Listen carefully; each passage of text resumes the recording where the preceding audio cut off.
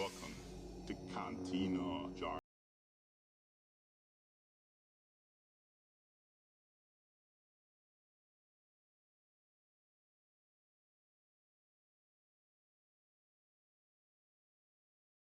What's going on, everyone? Welcome back to Cantina Jargon. This is episode 8 of the podcast with myself, Jargon. We got Cantina Talk, and we are joined today by special guest, once again, Star Wars Sith, Tony from Star Wars Sith. Subscribe to him if you haven't. He's got a great channel over there. So we just saw the finale for Ahsoka. Was it everything you wanted? Tony, take it away.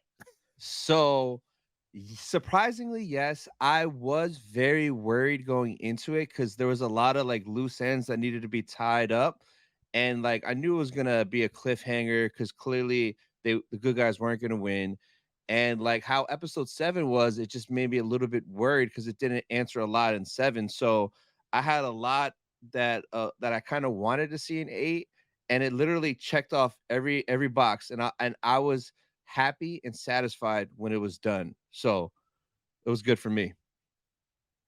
All right, Caden. I gotta say the same thing. I was sad because it ended, but I was happy because it happened. If you had told me in 2019 we were beating a Ahsoka show with everything that happened, I would have thought you belonged in the psych ward. Like there's no way that I thought we would have gotten what we got, even though like even the filler episode, it still had its place. It was. Yeah. I would still classify it as filler. I wish it would have been earlier in the season because like I hate when they keep doing the like second to last episode. Let's do a filler. I hate when they do that, but it still felt like it had a place. Yeah, it still felt like it had its place. I feel like they probably could have scrunched it all down into 6 episodes, just like push them together. Just but even longer then, episodes. But Mando 3 felt the same way, right? Yeah. Like that finale and episode 7 and Mando 3 just should have been one episode. I mean, it just made no sense to have 2. But with that too, like I know this is what they want to do. They want us to keep wanting more. Yeah. So in the future, like I wish Disney would stop doing the 8 episodes and they just go to like the Andor 12. That to me was perfect. So we have time. We would have time for those filler episodes if they need to come in. I like Book of Boba Fett, especially felt very like rushed in altogether. Like how they're trying to tell the story. This felt way more thought out, in my opinion. That's because it's all Dave doing the writing too. Yeah, but Dave's got a vision clearly. I mean, I'll just say those last like 5 minutes of the episode were unbelievable to me. We got Thrawn showing up at Dathomir. I could have never seen that coming in a million years. I don't know why I never like put that together that he's with the witches, like he's gonna go to Dathomir. Like, what is gonna happen there? It's gonna be insane. I can't even like fathom what's gonna happen on Dathomir. So the shirts aren't going to Wayland. That's for sure. I was shocked when I saw that, and I think I joked about it on one of my videos or lives that it'd be cool if it ended and they went to Dathomir to drop off the sisters and all those caskets. But like seeing it happen, like when I saw that red planet, I was like, I was freaking out. I was like, Dathomir, like, yeah. And that was genuine reaction because, like, I kind of joked about it, but I didn't think we would actually see live action Dathomir. So it's like you said, like, what's gonna happen? Thrawn is on Dathomir with the Night Sister, maybe Night Brother army. What? I know, and think about it's a great place for him to set up his base of operations because no one's going to Dathomir. No one from the New Republic's going out there. No. Well, on top of that too, like where at least in canon wise, from what I've seen, where Dathomir is located, it is really close to Coruscant. We know from Heir to the Empire, that's where Thrawn leads his attack. So that's where he's going. Like you said, it's the most unsuspecting place for him to build this army. I still think we're gonna get Wayland and everything with the Islamari and I kind of don't. I kind of don't. So the reason I used to think that if you asked me 3 weeks ago if we were gonna get Islamari as like the counter to the Force, I would have said yes. But since what we know about the Night Sisters now, their magic and how they're kind of like dark side Force users in a way, right? Yeah. I mean, in their own unique way. He doesn't need Islamari to counteract the Jedi like Luke and Ezra. He can battle them using the Night Sisters. Is the way I see but it. What I mean, would they he do created Marok. Marok uses the Force. True, but what would they do as a failsafe in case they're like? What would Thrawn do as a failsafe in case they all die?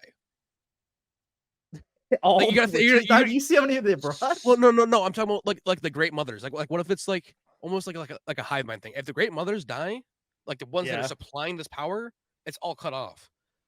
So I'm thinking like Thrawn being 10 steps ahead, what would he have as like a backup contingency plan? I don't know. Okay, maybe I'm giving Thrawn too much credit, but at least like we're not giving him enough credit, man. Thrawn should be thinking of it all. He's got it all covered. I never thought Thrawn was gonna talk shit and then jump away. Like I loved it, dude. Oh my god! The minute he started talking, like halfway through, I'm like, he's about to dip on them, like right now, and he did. Like he talked his smack and was gone. And that moment, I'm like, wow, Ahsoka and Sabine. They are legit trapped there. I thought it was going to be maybe just Sabine because I thought I heard rumors about that she was going to be stuck. Yeah. But like, I never thought Ahsoka would be. She's the main character. So like, is she going to get back over there in time for the movie or what? Well, that's the question. Is the show going to like just take place in Peridia and the movie's going to happen separately? So all the stuff in Peridia, I would love. I need to know more of everything there. I think okay. So obviously we know Ahsoka is going to get a season 2 now. So what I think is going to happen with this, because what I think is going to happen with it is like, okay, so obviously we left off with Thrawn getting to the new galaxy, but the one person who would make the New Republic believe that this is actually a thing is Ezra at his return. Yeah. So him being back now that like he knows where they are, he could at least get somewhat of the New Republic side, easily Mon Mothma on his side with everything that happened. And if we're going to season 2, bring Ahsoka and Sabine back. I think that's be part of the story is try to get them back from the other galaxy. But you think that'll be in Ahsoka season 2, or do you think we'll see some of this in Mando season 4 since that's next? Because Ahsoka season 2, with these strikes, bro, we might not get it till when? Before the movie? After the movie? I think it would be after the movie. I mean, it's possible after, 2026. But yeah, we got 3 years. I guess it took 3 years for the show to come out, but with that though, we're gonna get Mando season 4 easily before it. But I think for them to have this story, if they do put it in Heir to the Empire, there's gonna be too much going around, like too much happening in a maybe 2.5 hour movie. For them to come back, fight, do all this other stuff, world building, it's gonna be too much in a movie. So they have to do it on the silver screen. That's what we're saying. That's a good point, but I was thinking of it this way, right? So let's just say the Ahsoka show picks up and now it's its own thing in this other galaxy. It no longer ties to the New Republic era in our core galaxy. That way the movie isn't overly bloated with characters as well. Because think about Shin and Sabine and Ahsoka all coming back. Well, now you have 3 extra Jedi on top of Ezra and Luke and possibly Jason. So you're going to have 6 Jedi against Thrawn. Like, how would they ever make him even a threat? You know what I mean? I think the movie almost makes more sense with fewer Jedi and fewer characters because they're also we know Mando's going to be in the movie. We know Boba's going to be in the movie. Hera, Leia, Han. I mean, hopefully them. Yeah. And how do you do the story without the original 3? They're gonna be in it. Exactly. There's no way they can't. There's no way they can do it without them. At least in my mind. What would be crazy is if the way the movie ended, they found a way to get back to Peridia, and then Ahsoka 2 could pick up in Peridia with them going over there and seeing all the craziness that's happening there with the Mortis stuff. Because that reveal of Baylan with the Mortis statue, that was one thing I really wanted from the finale was what was calling to Baylan, because I had the feeling they weren't going to tell us, it was going to be left open-ended and we were going to have no idea. But seeing the father, then the son, and the daughter with their head missing, and then he's looking at something in the distance, like lighting a beacon on the mountain, which was the same scene from Clone Wars when Anakin was looking, and he saw it, and it was the father calling to Anakin. So much can happen now. Well, and now, go ahead, Joe. Let's theorize for a second here, because that obviously was the most interesting part of the episode, I'll say. My favorite part, 5 seconds of him saying nothing. I'm like, easily. The perfect send-off for Rey. Yes, the perfect send-off for Rey. It's unfortunate we lost him, obviously. That is the worst thing about this whole season, is that we're not going to see him anymore. But they got to recast. They actually have to now, because that story is the most intriguing part of like what's happening on Meridian. Yeah, and like okay, so like the second I think it was episode 6, the second we saw the like the son take like the bat form for that little bit right before Sabine fights the Raiders. Yeah. In my mind, I'm like, all right, we're gonna get something to do with the Mortis gods, because why would they have left that in there? And why would it have had stayed like focused on that part in the shot for as long as it did?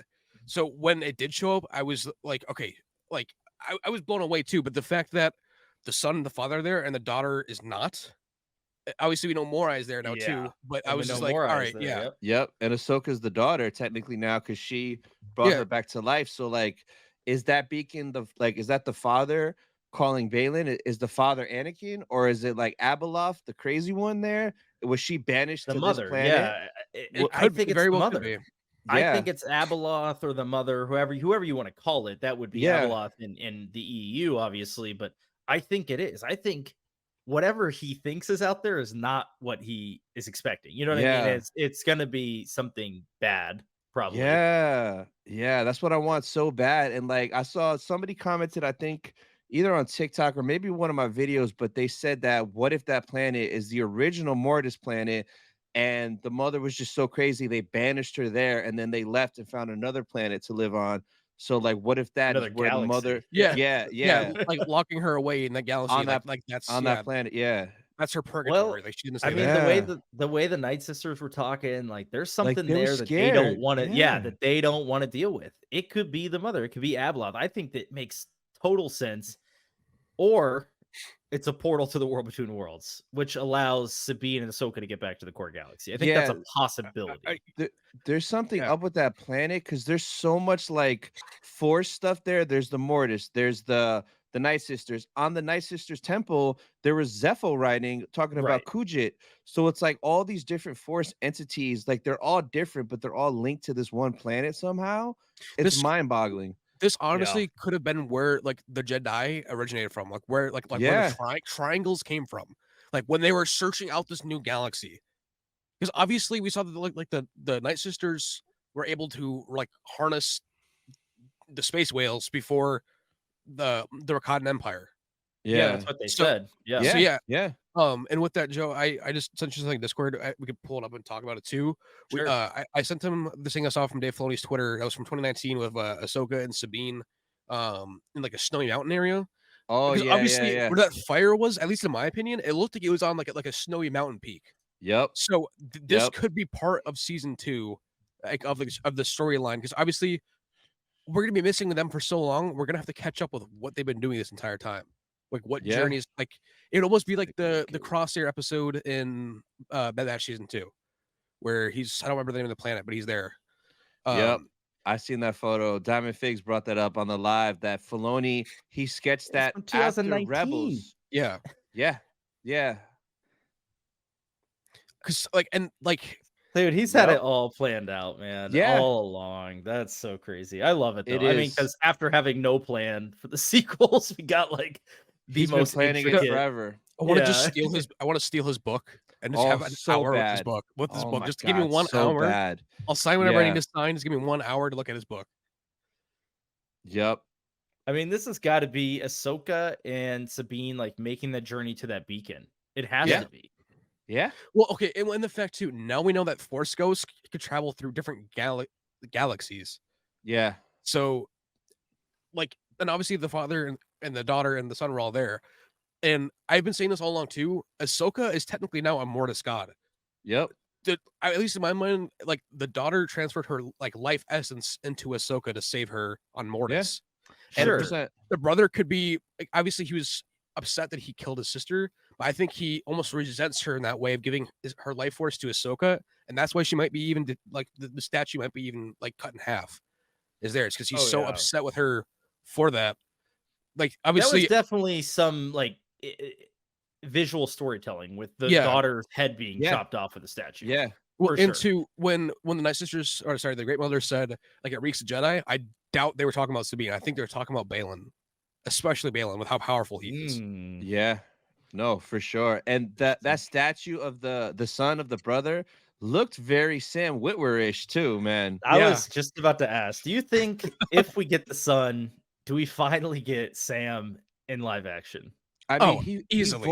he voiced him. You have to, and it's gonna be all makeup. So why would you get another person and have Sam voice it? Yeah. Like, you have to just do it. And this time too, I hope we see him. That would be. I love Ray Park, and I love how Maul looks just like Ray Park because it's Ray Park. Yeah. But now Sam to have his own character from animation to go into live action too, and still voice him. Like have you guys seen the behind the scenes footage from The Force Unleashed of Sam doing like mocap? Oh yeah, yeah, He could easily embody the son. Oh yeah, easily, man. And if Sam is given the opportunity to translate that in live action, it would be Dave would be the one to do it. Would be give him that 100%.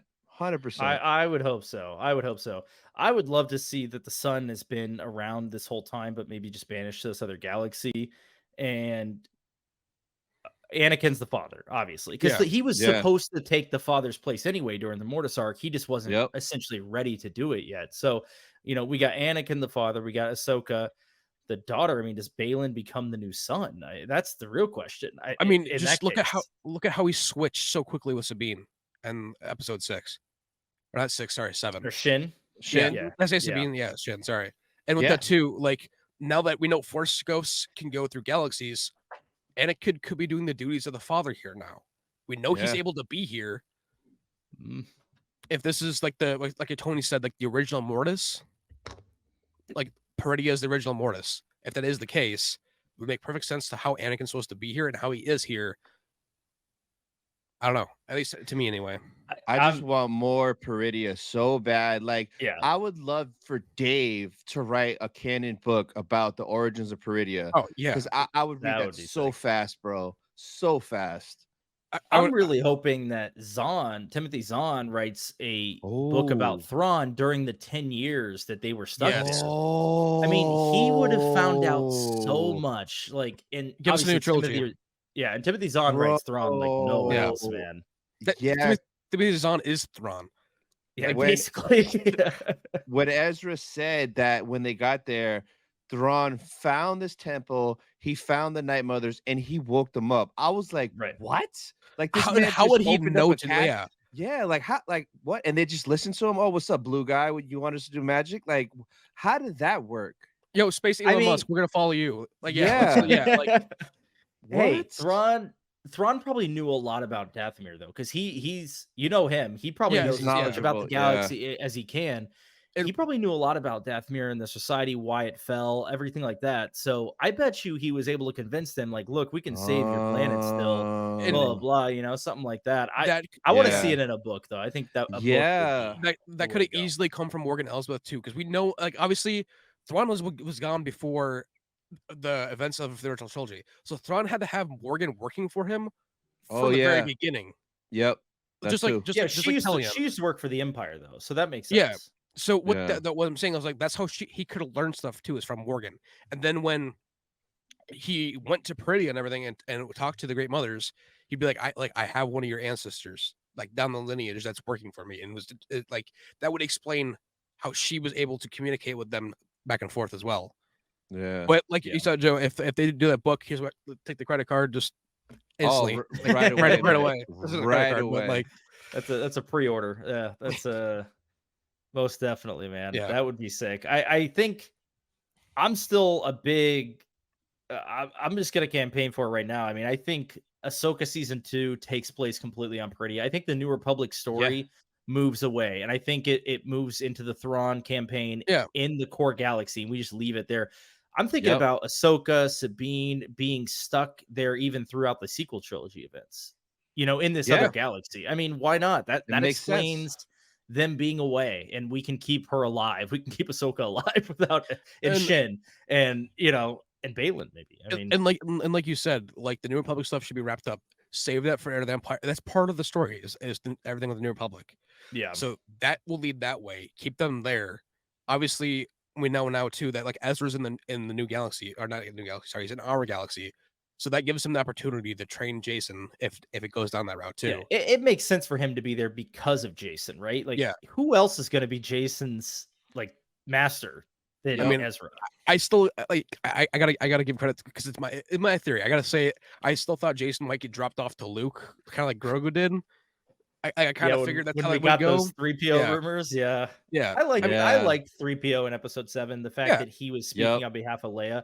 Clearly, they're not ready to recast Leia or deep fake Leia. I hope they use her daughter when they do, but they're going to eventually. We're gonna see her. Because I think we're gonna get something where Ezra and Leia could be on screen together because Ezra knows Leia from Rebels. Yeah. And then like for Luke too. Like it's like Ezra gonna meet Luke. Is Ezra gonna meet Luke through Leia to get help to fight Thrawn? Yeah. I mean, I think that makes sense. I think he would go to Leia before he'd go to Luke, even because he knows Leia. Luke is. Well, and also too, Luke's gonna want to know as much as he can about Thrawn. Who's better than fucking Ezra to go for that? Exactly. And Leia knows them and be like, all right, well, you need to talk to my brother. Yeah. Like there's somebody you need to meet.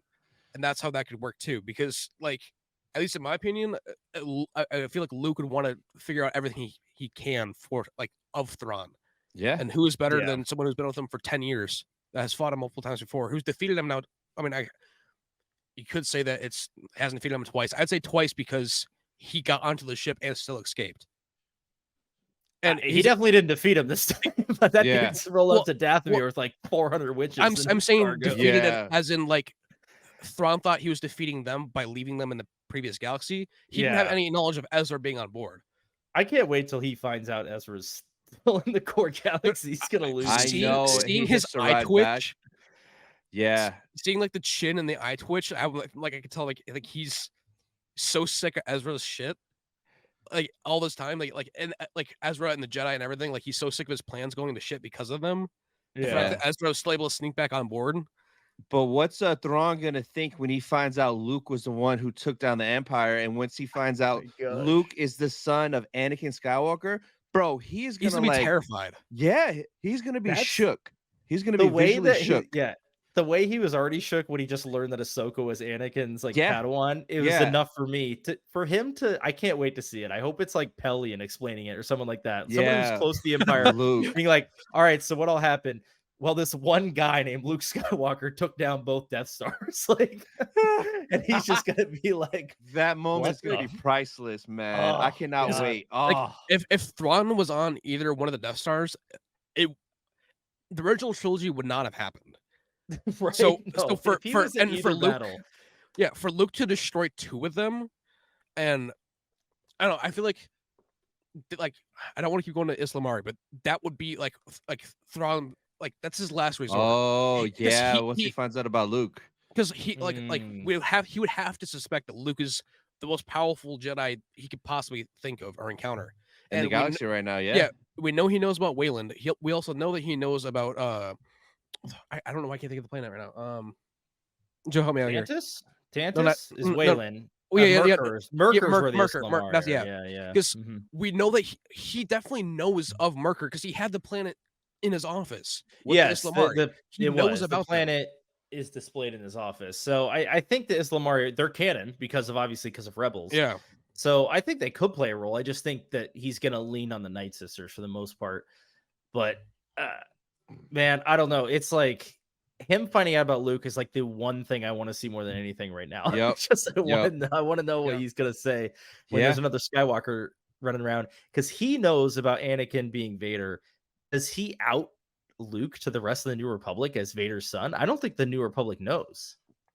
Oh, I mean, because it would be like the reverse like bloodline story then, like with like Leia, right? And like that would go to like the New Republic not trusting Luke.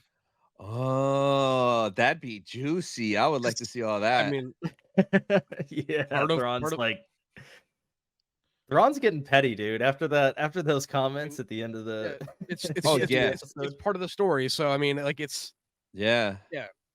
So when Ezra was rebuilding that lightsaber, where did he get the kyber crystal? Like, did he have it? Did he find it?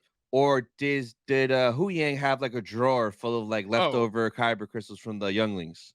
Easily. I think Hu Yang had like a bunch of lightsabers on this ship. You know what I mean? Look at all the ones Ahsoka had on that wall. She has a bunch on the training wall, right? Oh, okay. He probably just snagged a crystal. Oh, that's cool. Oh, blue, perfect. Yeah. I haven't had blue in a while. Yeah. I love the fact too that Huyang was like upset with him for like trashing all of his stuff. That moment was hilarious, and like how he trained Caleb Doom to make it, and how he had the leftover hilt that was like the other one of his. Yeah. So he literally made a copy of Kanan's saber. So like I'm calling it because I thought Ezra was gonna find Kanan's, but he made Kanan's basically. That saber's eventually going to Jason. 100% that's going to Jason. Oh my god! I gotta say too, that'd be if Ezra's like something's happening to Ezra and he's like, I want you to have my lightsaber. Like, oh yeah, I don't know. If Tony knows this, but Kanan is my all-time favorite Star Wars character. My wife and I awesome. That's your guy. That's your guy. If we have a son, I want to name my son Kanan, and we've already. So when I still saw him pull out that emitter, I started bawling. Yeah, like to me, like even when I saw it, because I was the first person to point out that Jason had Kanan's shoulder pauldron on. Yeah. Even seeing that, I started like crying too. Like Kanan to me is everything that I'd want of it. Like when I think of the perfect Jedi, I think of Kanan. I think of Luke too, but more so Kanan because of everything he overcome as well with being blind. Or getting blinded and having to Kanan, dude, his death was heartbreaking, man. It was like it was. It still is when you watch it back. If we get more stuff with Jason, whether it's in whatever show, eventually they have to do a Force Ghost Kanan talking to Jason, man. Like Jason's kind of powerful for being a young buck. He freaking heard Ahsoka and Anakin fighting in the World Between Worlds. So like he can't hear his dad. Like eventually there's going to be a Force Ghost Kanan. And I don't care if it's Freddie Prinze or the recast, whoever, as long as it's Kanan, I'll be happy. I mean, I'm going to write if it's not Freddie Prinze, but I mean, dude, so I'll be honest, I have a little bit of an issue with it because the whole Yoda training to become a Force Ghost and Qui-Gon training to become a Force Ghost and then passing that on to Kenobi. Vader, I'll allow a pass because he was so powerful in the Force. And he's just like, maybe he's the father. Maybe that's the reason. You know what I mean? But Kanan, I'm like, I don't think he would be a Force Ghost, but we know he's like part of the Loth Wolves somehow. So he could visualize himself in that way. And I want to see him too. Don't get me wrong. I do want to see him. I feel like to be handled correctly. There's easily like multiple entities when it comes to like the Force, like a Force Ghost. Sure. Obviously, we have like the Mortis gods that take form of like Morai and the Bat, but we also have like the Loth Wolves. We have other ways of knowing, like because even like the wolf had Kanan's logo in his forehead, the Doom Wolf. Yeah. So there's multiple ways of Doom. Yeah, there's multiple ways of doing it too. But I think with I feel like Yoda could have communicated with Kanan though, based off of everything with like because his act of saving Hera and his family was so selfless. Like I feel like not saying that there's like a power level, but the fact that how Kanan was able to be so powerful in the Force to give himself his sight back for one last moment. Yeah, and his vision returned. Obviously, and also it's been around 13 years. I mean, it's not like Obi-Wan learned it overnight. It took him time. I mean, even Qui-Gon, they said it. You know, he was able to talk to Yoda, but he didn't actually like. What do you call it? Materialize until later on. So Qui-Gon was in Mortis though too. He was in Mortis. He talked to Anakin there. That's true, and that was before Yoda. I mean, I'm not completely opposed to it. I'm not trying to say like, oh, I'm against seeing Kanan. I want to see him. I just want it to be handled in a way that's not like, oh, he's just everyone's a Force Ghost now. You know what I mean? Not everyone's a Force Ghost. I don't want like every single person that dies to be a Force Ghost. Like to me, Leia doesn't make the most sense to me how she's a Force Ghost. To me, anyway. She literally quit her training. Yeah, I know. But so like you said, like if it's done right, I'm all for it. If we get the Doom Wolf, I'm perfectly fine with that too. But like if they do Kanan as a Force Ghost and he's not Freddie Prinze, that's where I'd be upset. Like I know Freddie doesn't want to do any more Star Wars, but like I don't mind as long as it looks like. That's the only reason why I said as long as it looks like it, because like I wanted to be Freddie Prinze, but this dude is canceling all his shows. He was supposed to be here in Tampa at Spook Out this weekend because I need his autograph for my Rebels poster. He's one of the few I'm missing, but he canceled. When I was at ICC Con, he canceled. This dude just doesn't care. So that's why I'm like, I can't see him doing it. for me, like I would just need to hear it be his voice at least. I would need to hear Freddie Prince's voice as Kanan. Yeah, he's just not there for the fandom, man. He I don't know if you ever like listen to some of his interviews too. I know. Yeah, I don't know. I mean, I want to see something about Kanan. I want Jason to have some sort of experience with his father in a way, because it's going to be important. It's going to be really cool to see. I wouldn't even mind Ezra sort of like showing him through the Force, sort of like Luke did with Grogu, like showing him his past, you know, in that kind of way. Something like that would be really cool. Or even like show like how Ahsoka had like the trainings of Anakin, obviously in Rebels and in the show. But if Kanan did that for Ezra when Kanan was off doing things with Hera, like if they're doing like a side mission and Ezra was on Chopper Base having to train, he has these lessons from Kanan.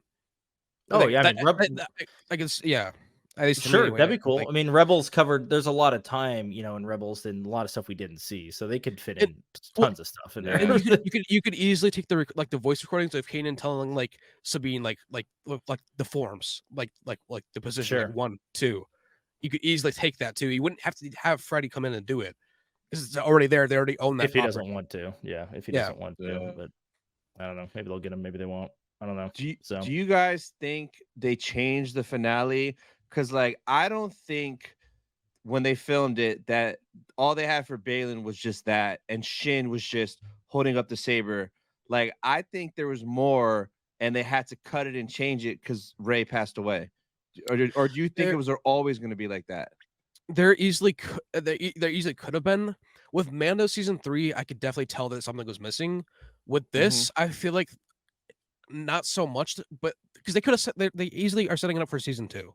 Yeah, at least in my opinion. So they could have left it off like that for like that explanation to come in season 2, and just left it how it was as open book. Because we can get season 2 and be like, all right, well, Baylan is now off doing something else, like with like the father or the son. But I don't know. I could just be me, but I feel like we would have been able to tell a little bit more. Yeah, I got to be honest. I don't think anything was cut. I mean, that final shot. Yeah. No, it was. I mean, I'm not saying that there were no scenes cut at all, but like as far as Baylan and Shin, I think that they weren't the focus of the final episode, kind of on purpose. Shin is now joining that clan of like mercenaries or whoever they are, and Baylan has a goal now. We like that reveal, just showing the statues, is so massive that I think that was enough for like his final shot to be like, all right, what's going to happen in season 2? And obviously they didn't know he was going to pass, so it's like that's true. And it easily could have been him on the son, but they purposely put him on the fingertip of the father. Yeah, because like, he's kind of in the middle. Because you know for a fact that he was just standing on blue screen. He easily could have, like, they could have done anything. Yes, yeah. So like them putting him on the finger of the father to me has some sort of significance to it. So crazy, man. And the father's pointing. He's pointing to the beacon. Yeah. So and on the World Between Worlds mural, they point to the portal. That's another reason I think it might be World Between Worlds. Oh, because if that's the case, then if there is an entrance there, the other entrance is on the Chimera with Thrawn. They could just pop up in Dathomir. That would be so Imagine wild. that. Just stroll out to Dathomir like it's nothing. Just use Night Sister magic to build it back up and everything too. Yeah. Wow, so much could happen, man. There's like so many. I mean, we could sit here. Here's the real issue. We're not gonna know till like 2026, and we can sit here and theorize for like 3 years about what's gonna happen. I will say, what sucks is like, well, I mean, the actor strike's still going on. So, but once that's done, then they got to get together and figure out what they're going to do. So we might not get any news or details till Japan 2025 celebration. So we might be in the dark for the next 2 years on what their plan is, which I hope not, but I think it's going to be dark for 2 years. 100% are dark until Celebration Japan. Yeah. I don't see how we're not. So what month is it, by the way, in 2025? It's April. You know? It's April. April 18th, 19th, and 20th of 2025. Here's my guess. Here's what happens. They already have most of Andor season 2 filmed. Acolyte, and Skeleton Crew. So they have 3 shows in the docket already. They can Bad spread Batch out. and Bad Tails Batch, too. yeah, Bad Batch too. And Oh, Bad Tails Batch too. too, for sure. And Tails. Oh, they got plenty to show us. So I They'll think we get spread that out, Skeleton. yeah. I think we get Skeleton Crew in probably like early 2024. Yeah. Also, probably Lando, get the movie coming if into that a movie. happens. Yeah, if that happens. But the movies are always up in the air. But I'm just talking about the shows. As far as the shows go, maybe we get a Mando season 4 announcement before Celebration and it premieres around that time. But I would think Ahsoka, we won't know anything till Celebration. I can't see how we would. Yeah. Well, and I gotta say too, like, It's so if we long. do, like, Holy shit! I know, man. Like, it sucks. Because like we got the first teaser trailer for Ahsoka, like not us, but like I don't know what came first, if it was Celebration or at the con before that. But we got like at Anaheim Celebration 2022, because I was at the Mando Plus panel. They talked about Ahsoka, and they literally just started filming Ahsoka a week before that panel. I remember that. They were in production for 7 days. So they showed us a little teaser, a little bit of footage. That was in 2022. So I remember that. Yeah, so like they could give us like that little small teaser again, but then to that be in between Celebration and Heir to the Empire. To set it in between.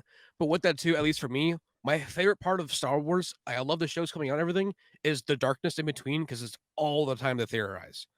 That, like, I love when the shows are out, but this is the time. I don't mind it to make things but happen. I don't love it.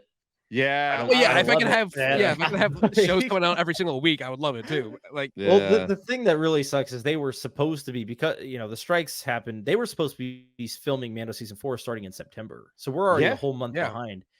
Now they got to move schedules around. Pedro's going to be going back to Last of Us. Oh, it's going to cause issues, HBO man. Max. Yeah, it's gonna cause issues. Now, do you guys ever play Last of Us or? Yeah, no, I watched the show. It was amazing. I never played. Okay, I won't say anything about season 2 then. We'll keep watching.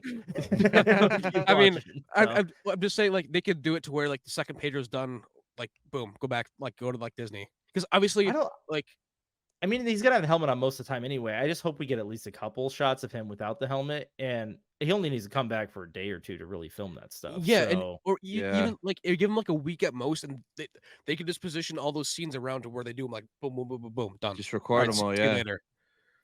I don't see why not. I mean, I use the volume so much already. So I know, right? It's But for Mando season 4 though, like, do you think it's gonna be basically like more of this Ahsoka story? Because like, who's gonna be the big baddie if Moff Gideon is dead and Thrawn is back in the galaxy right now?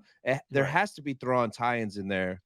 Well, absolutely, because we know that at the end of season 3, he was like going to Carson Teva, and he was gonna take bounties from the New Republic on Imperial warlords. Dude, he's about to go out there and try to wipe out all the Imperial warlords on his own. And I guarantee you, I'm going to call it right now.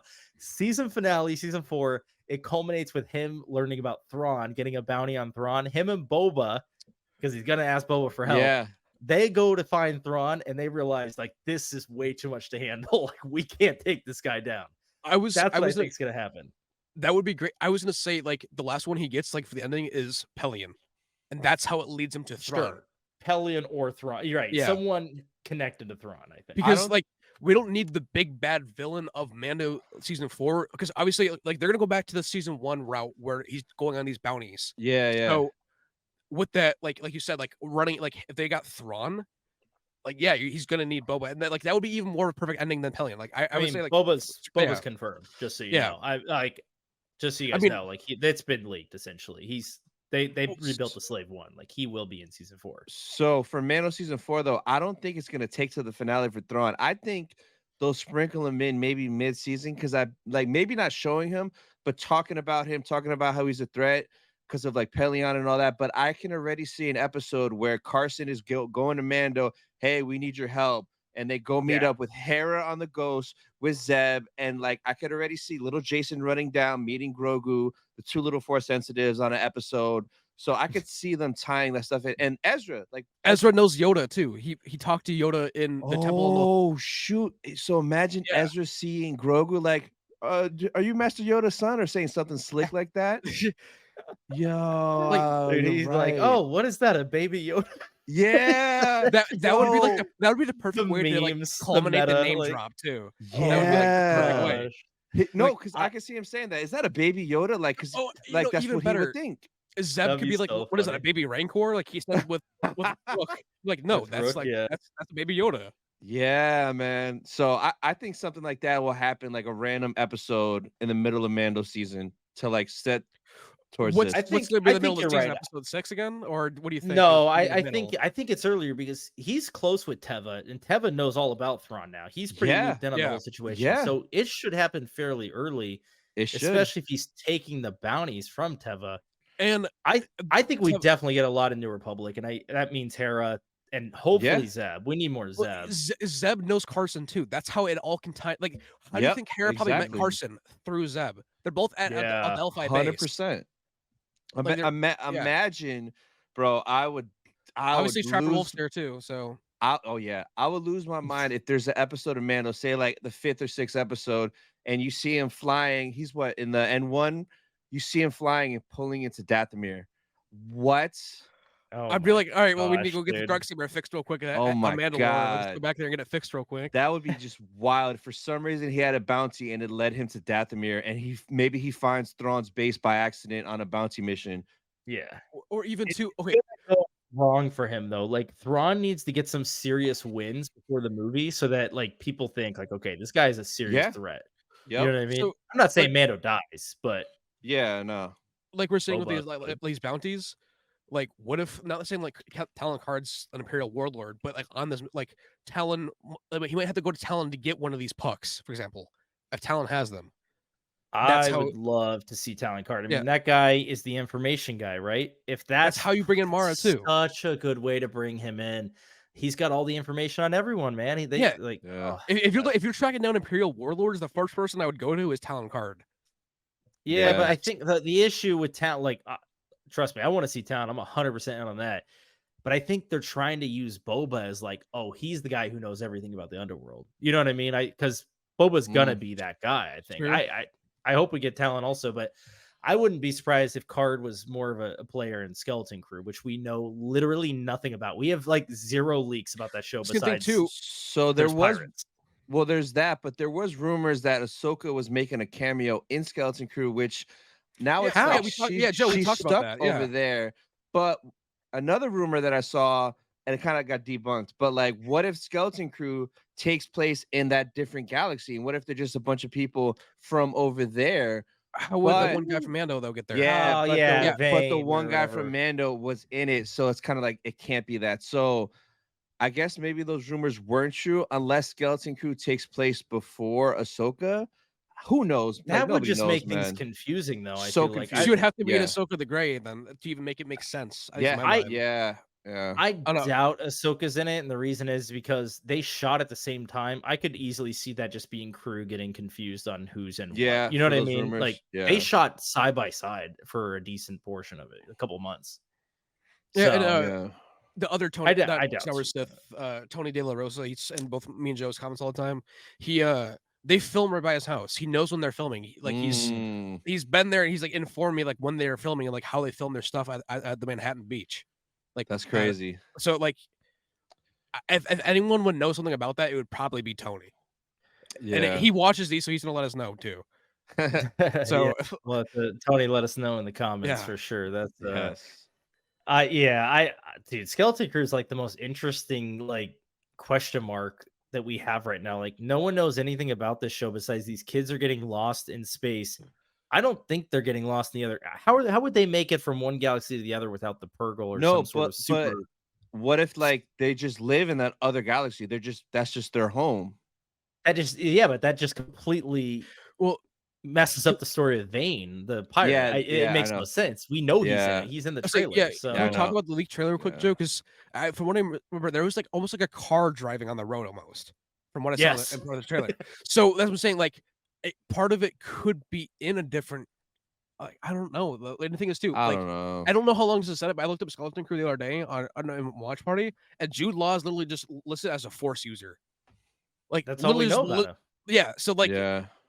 How is this all gonna like tie in and work together? Is like I don't know what happens in that show, and I almost think they have to do something really interesting or bring in someone interesting because there's no hype for that show. No one cares about Skeleton Crew. No one knows who we're expecting, so they have to bring in someone who's like, oh, it's such and such, or you know what I mean.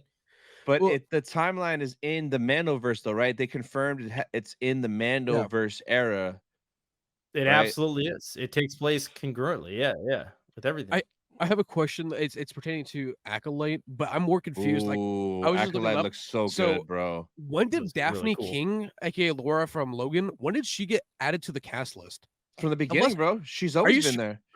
She just looks so grown and fine right now. You probably saw her and didn't recognize her as little X-23. Yeah, because she's I was like looking a grown woman now. She's been there from the beginning. Because I saw her name, I was like, when the hell did Daphne King get a part of this show? She's been there from the beginning, bro. Okay, I guess she has a lightsaber too, because at Celebration, she was talking about how much fun it was learning how to wield a lightsaber. So she's gonna be swinging a lightsaber. Yeah, man. Do we think Jedi or Sith? I mean, we know there's gonna be like Sith in this. It's gotta be. Is she from the trailer? I sent Joe the leaked trailer that I found on the website. And we saw like both of the trailers we saw for Acolyte and Skeleton Crew were cut in half. Like they're stopped halfway through. I don't believe I saw anyone that looked like how she looks in or the photo of her. I got the whole trailer here. Hold on. Never mind. Yeah, I've seen the whole trailer because towards the end we're not going to show it on screen because but they'll get us real quick. At the end, there's definitely like 8 Jedi like igniting lightsabers. That's what I want to pause it on and see. Definitely gotta send that to me. Yeah, if you have it. The Skeleton Crew one, though, I've only seen the full trailer once, and that was like the day it leaked. And that's for the one where you see Jude Law like floating the rock or the key or something like that at the end. But I haven't found it since. It's all of them been cut off at the end. I don't know. So it's she's like not too blurry. She's not. No. It's off. It's clear. But okay. I don't think they showed her in the trailer. They showed a ton of other people, like Trinity and We're just calling her Trinity now. yeah, man. It's Trinity, bro. Yeah, it's Trinity. Yeah, I know. That's they don't show her in the trailer, so maybe she is possibly evil. We were told that it's going to be a story of the Sith. Trailer, she said. Like it's going to be a story of the Sith. So yeah, because this one shot, there's 7 Jedis holding lightsaber. It is so sick. Oh my god! So cool. Like, who's gonna be across from them? That 7 Jedi would have to light up their lightsabers. There has to be 6 or 7 Sith right there. Darth Plagueis the Wise, bro. That was a rumor that there might be Plagueis in this show. That was like a big rumor, which I would love it. I told you, I think we talked about this maybe in the 3rd episode of Cantina Jargon. I always said like in my mind, what I picture Acolyte ending with is young Palpatine going to Plagueis. That's how it ends. Starting that story. Crazy, man. We'll see, but no, it looks, man, it looks good. It does look really good. It looks very prequel-esque, which is, I mean, it feels like they really captured the look of the prequels, which is really cool. So, especially like even delivers. Even though we got a small amount of it, the High Republic feel in Survivor is like how the show already feels. Yeah. Even from seeing it like sideways and like scrunched down in the leak trailer we saw, like it still feels like it fits with the High Republic, with also fitting the prequels in a way. That game Eclipse that was supposed to come out was supposed to be High Republic, and that it's still because Yoda was in the trailer. Yeah, in the temple, man. He was in the Jedi temple. Oh god, like straight out of the prequels. I don't know how, like, I don't know. At least I thought for a couple of years Yoda had like brown hair, like a couple hundred years before turning gray. I could be wrong, but I always thought like, cause I don't know what book it was, but when you found out the first name is Minch, I thought his hair was like he had like the Danny DeVito haircut from Twins. Back it up. What? His name's Minch. Yeah, Minch Yoda. I've never heard this. You never heard of it? No, that sounds all my ears. Wait, Tony, you haven't either. This is like news to both of us. Is this no? Here, I will literally send this to you. I will literally send it to you right now because he had like the Danny DeVito haircut from Twins, like where it's like, hang on. I'm gonna send it to you right now. Hang on. Oh my god! I think I've seen the picture of like him with hair, and it's like kind of weird. Yeah, here, Joe. Click on this link and then scroll down a little bit, and you can see the picture of him with the hair. It's literally in a ponytail too. Hold on, this is too damn funny. I'm sorry. Minch Yoda. What? I swear, I believe that this is like that. It's gonna be. I swear, I swear. All right, hold on here. Yeah, I swear. All right, we got call me crazy. But and screw that picture right there. Scroll down a little bit more. Right there. Here? Oh, up. Next one. It'll be on the left hand side. Right there. You see what I mean? The Danny DeVito hair from Twins. Look on the left. Yeah. Oh. This? Yeah. Is there any way to blow this up? Let's see. Oh, he's got a little ponytail too. See what I mean? Oh yeah. Danny DeVito. Hold on here. Minch was a male member of species. But this is it's legends. Is that so I'm saying like legends. that's okay. I was about to say sorry, I should have led with that. I'm sorry. It says Yoda's species though. That's Yoda. That's why I'm saying like from legends it could be a different person. That's the thing. It's from legends. It can be translated that way. And I'm believing that like Minch is really like Yoda in his early years of training Jedi. I guess Grogu is also gray as a baby, but still, at least in my mind, Yoda's first name is Minch. Okay, leave me alone.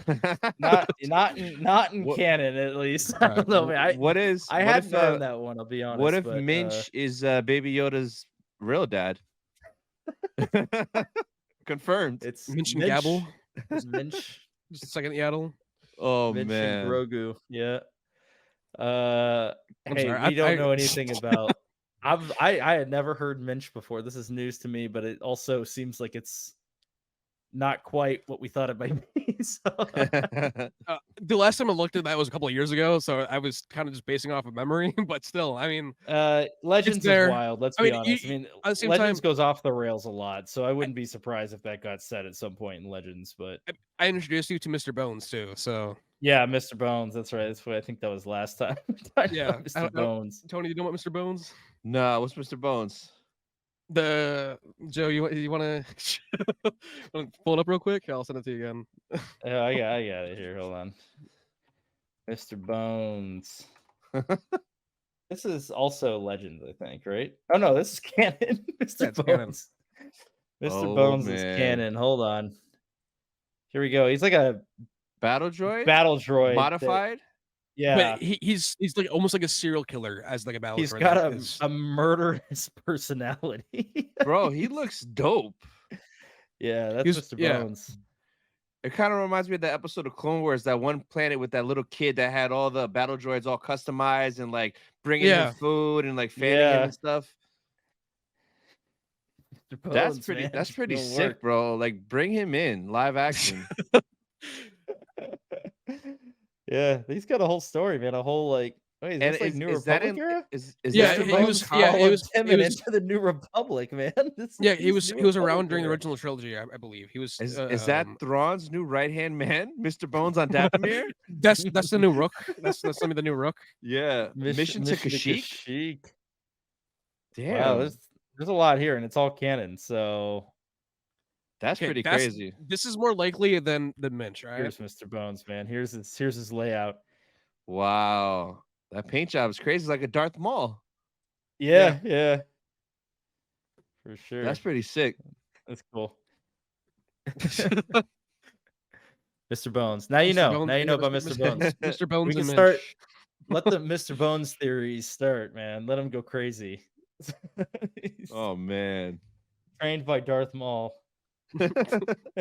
He's the new Darth Talon. Speaking of Maul and Talon, do you think in any way Filoni is maybe doing trying to maybe do a version of George's sequels? Like, what if on Dathomir they raise Maul back from the dead and raise Asajj or something like that, and instead of it being Maul and Talon, it's Maul and Asajj, because that's what George wanted against Luke. Hell yeah! Bring Clancy Brown back to be the voice and the stand-in. Bring Clancy Brown. That would be crazy. I would love Savage. Oh no, my god! No, I meant Asajj. Yeah, he said Ventress. Oh, yeah. I thought you said like Savage Opress. I would love Savage too, bro. Ventress replaces Darth Talon, and you got Maul revived on Dathomir. Dude, I freaking love it. And I was thinking about this. I was thinking about this anyway. So this Dathomir thing, these witches, they're gonna be possibly even a bigger problem than Thrawn is. Obviously, Thrawn's a military genius. Yeah. But wouldn't it be wild if, like, right before Filoni's movie comes out or at the beginning of Filoni's movie, Thrawn is taken out? And then it's like, it's actually like, no, the Night Sisters are like the issue. That'd be and wild. Then we get George's sequels, essentially. Have both of you seen the Snyder Cut? Yeah. Yeah. You know how, okay, so you know how like Darkseid, I don't know if we can talk about it getting flagged on YouTube, but how what's his name? I can't think of his name right now. How Darkseid smushes the head. I'm saying like Thrawn could just like get from Maul. Like kind of like how the Snyder Cut ended with why can't I think of his name? Yeah, why can't I think of his name? Hang on. Because I can see Maul getting a little power and then like taking Thrawn out because he doesn't need him. Oh yeah, absolutely, man. Yeah, you know, Maul. He's how Darkseid kills Steppenwolf at the end. How he just smushes his hand. Oh, I'm saying like like Thrawn could get. Obviously, we know Disney now wants to can do beheadings in Star Wars. They just gotta hide the body part. Yeah. So like I'm saying like Maul just takes out Thrawn right away at the very beginning. That'd be wild. Shock me because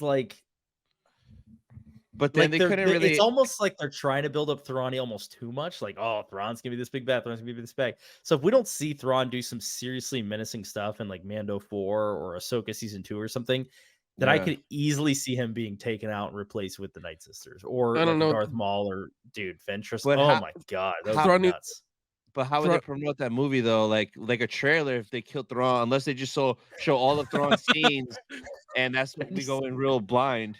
Well, I mean, you make it vague, right? You have the New Republic talking about like, oh, we got this problem, yeah. all this stuff, and like you just show a couple ominous shots of Thrawn. It's like that'd be wild. You show the Night Sisters doing a little magic, and they're gonna think like, oh, they're all working together. Like, nah, Night Sisters, man.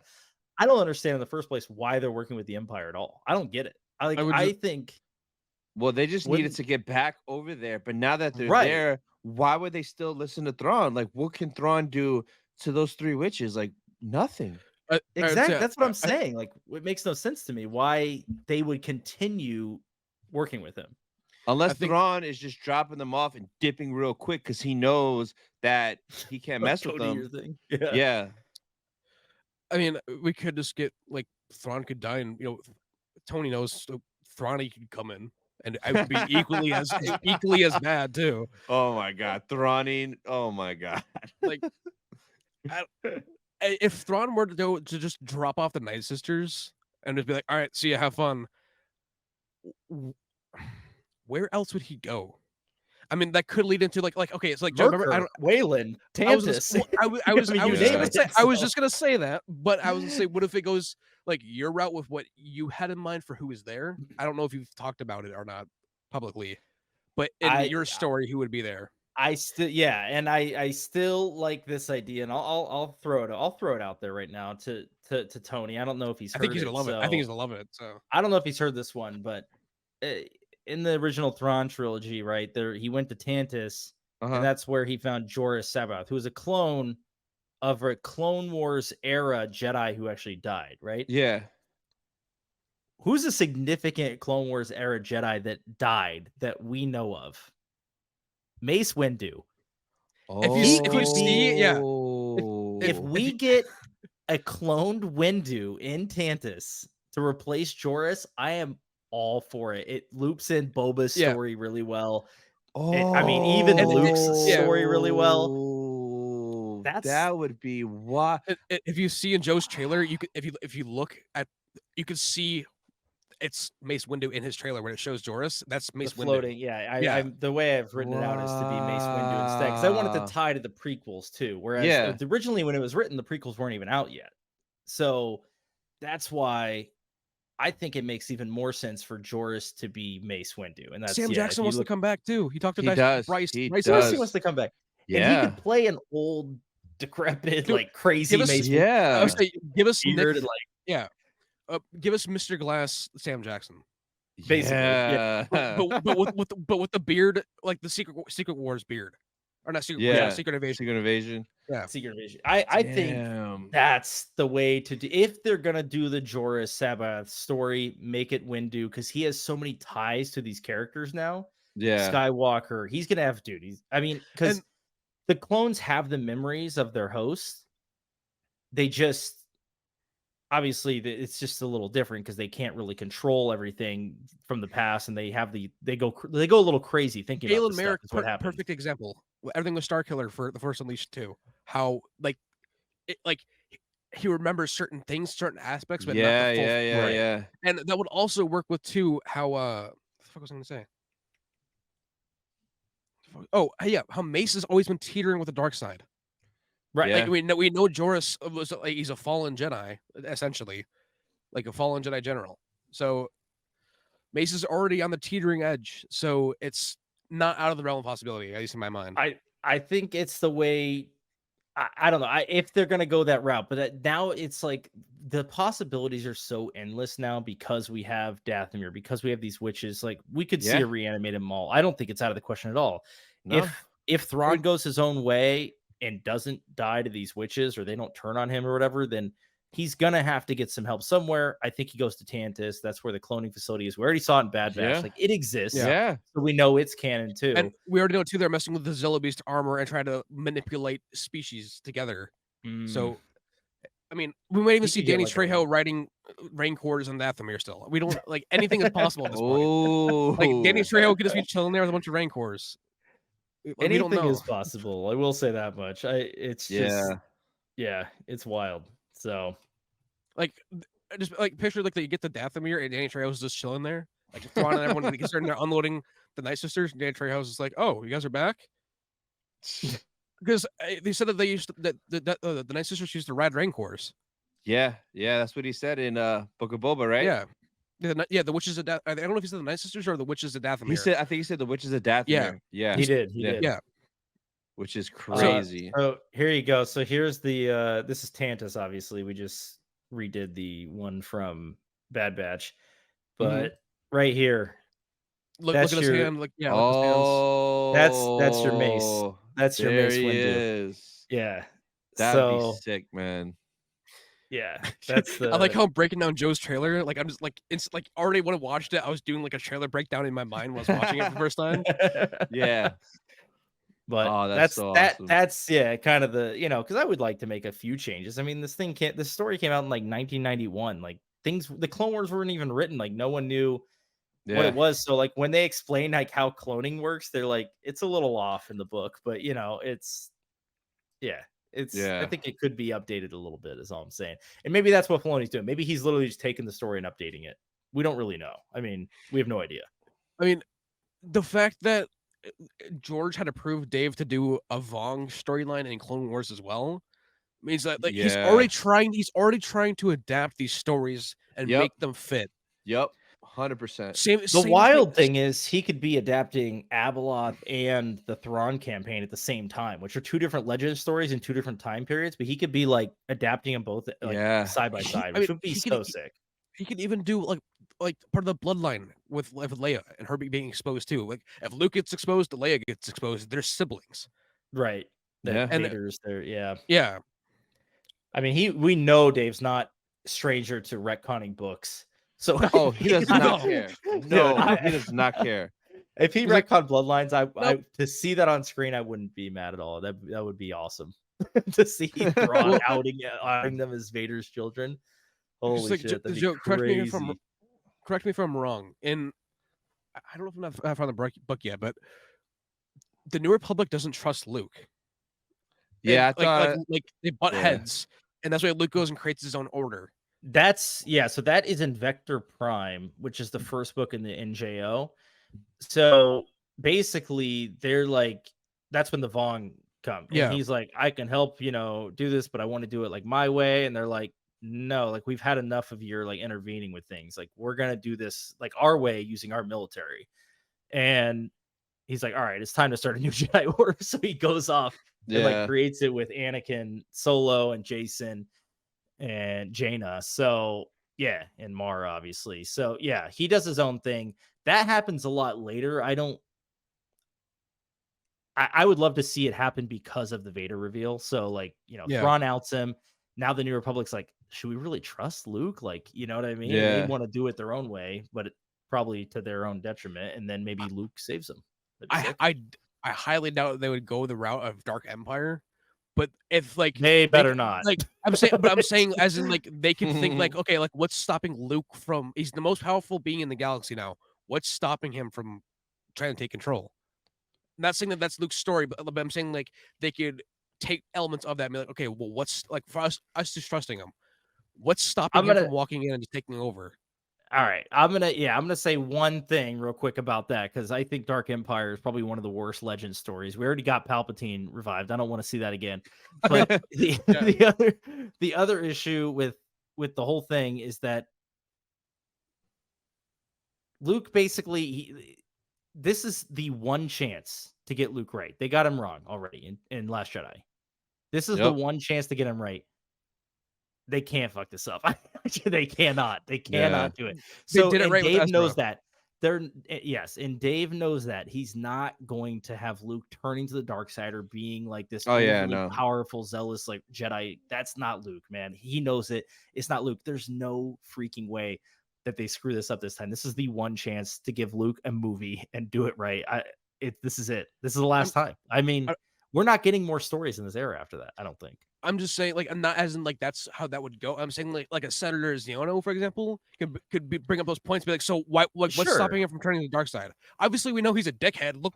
Look how he acted throughout Ahsoka. Yeah. Well, Like, that's what I'm saying. That's why I'm fine with the New Republic being at a conflict with Luke being Vader's son, and not. Of course, Ziono would lose his damn mind, obviously. Yeah. So I'm fine with that. I just don't want Luke to lean into like the power thing. Like I want him to be the Jedi that we know he is. That's what I want to see. Yeah. Like he would come to their aid even if they didn't want him to. He would still come to their aid. Luke needs to be that symbol of hope. Right. Like that's what I'm saying. He would save the New Republic even if they were like casting him aside. Yeah. Yeah. And then he better. So that's all I gotta say, man. We're over an hour in, but I don't want to take up too much of Tony's time. Any final comments, Caden and Tony? What do you think about the Death Troopers? The Death Troopers. What do you think about them being revived? The Night Troopers with the two Death Troopers. Yeah, like what? Like especially like I was thinking like Joe and I talked about this last week. Like Thrawn had the Death Troopers on his ship. The fact that they were also like revived and almost seemed like super powered now from everything with the Night Sister magic, they were menacing. They were strong, and then when Sabine was like shot him in the jaw, and you saw it, how he was like a zombie underneath, and like was trying to bite her like a zombie. That was crazy. I liked how it followed like Walking Dead rules, where you got to kill the brain. Yeah, and as soon as they did the brain on it, they were done. But every other thing, like when Ezra stabbed him, the dude just looked at him and threw him like it was nothing. So it's Walking Dead rules, like you got to get the brain. Yeah. I love seeing the saber go through the lenses of the Death Trooper helmet. I love seeing the glow. Yeah. Yeah, like, oh, that's amazing. That's the thumbnail on my reaction video. Was that exact moment? Yeah, it is. It is, because it just looks so sick with the blade going through on that trooper. So dope. Yeah, that was a solid part. I mean, I think we all kind of figured we were getting some sort of zombified trooper, so yeah, it wasn't too much of a surprise, but it was cool to see. The Death Troopers a lot more menacing than the Night Troopers, at least. They were kind of just like, oh, yeah. But like my final thoughts on Ahsoka, especially that finale, just it was everything that I wanted. And like now I just want more, and it just sucks. It's the dark times for a while, and for the stories to continue that we want, it's gonna be a long wait. It's gonna be great when we get it, but I'm looking forward to that future, whatever Dave has cooking. I'm the same way. I hope we get a really good payoff in season 2, especially with that Baylan story arc. Whatever's happening on Peridia, that's what I want to see a payoff for. So I the show delivered in my eyes 100%. I thought the casting was incredible. Dude, the way that they translated these animated characters, they hit all of them. Yep. Kevin Kiner is a genius too. Baylan's theme, that easily has to be my favorite theme of all time. Just that hallway scene with the piano strings coming in. Yeah. It just the Ahsoka theme when she was looking at Anakin Force Ghost and that theme was playing, I'm like, wow, this Even is just Thrawn, this is Star Wars moment, man. This is just classic. Even Thrawn with like the accordion almost sound The when he first was introduced. yeah. When the coldest line too to introduce a character into live action too. Oh like, yeah. Yeah. And episode 6 and 5, man, were like top tier 10 out of 10s. Yeah. Yo, you asked absolutely. With Kevin Kiner though, did he, and I don't know if you guys caught it, but did he remix Anakin's Dark Deeds when Ahsoka, Ezra, and Sabine were fighting the first Night Troopers? It sounded like Anakin's Dark Deeds for a little bit. It did. I'm gonna he go remixed back and it. listen to that. No, sounds awesome. I heard. I almost started to freak out because I thought it was that. It sounded like it, but then it kind of he tweaked it. It was. But listen to it. It was right before Sabine shut that door, and Ezra was like, "Oh, you've been training." It was like right before that. No, I believe, when right? they first started fighting, it just cuts to them and they're fighting all those Night Troopers down there. It's all three of them. Yeah, the very bottom. Yeah. It sounds like Anakin's Dark Deeds, but remixed from Kevin Kiner. Interesting. Check it out for sure. Yeah.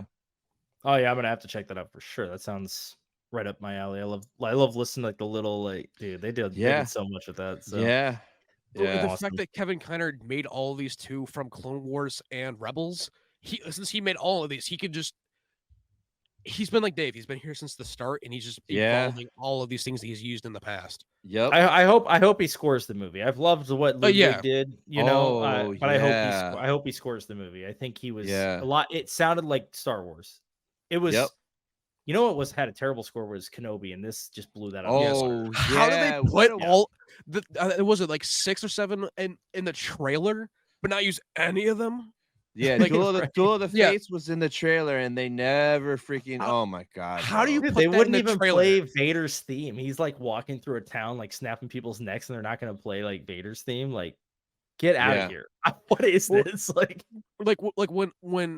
when Kenobi and when Vader both like their sabers start fighting, why wasn't the dun, dun, dun, dun, dun, dun, like why didn't that start? Because they were intercutting it with stuff. So why didn't that start? Yeah, that would have been sick, man. They don't have to play the same music over and over again, but like work it in the way Kiner does. Like he works in like some similar themes, like when he worked in Leia's theme a little bit when 3PO showed up, that kind of thing. Like that's what I want to see out of Star Wars, and it's just like the Kenobi show.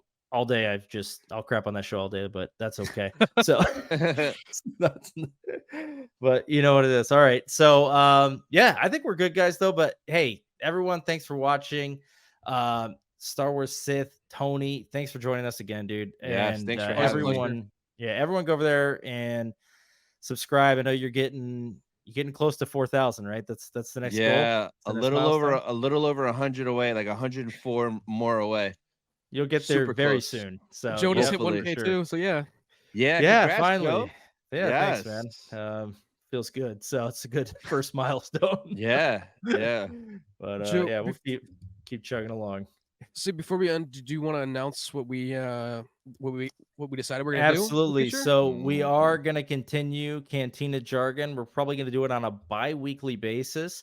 And it will be live going forward. So so we can, chat with people, do all that stuff. We'll get you a schedule, we'll probably post it on our channels. So I think that's probably the best way to go about it. And we'll try and get some guests from time to time, like Tony. So I'm always available. Always available. We just gotta have you on so we can see the shin cut out. Maybe even through some Tony connections, get Thrawny on the stream here and there. Yeah, there you go. Look at it. There she is. Diamond Figs. All right. There she is, Shin Patty. Tony and his wife. Yep. The happy couple. All right, guys. That's a good idea. All right. We'll catch you guys later. All righty. Bye, guys.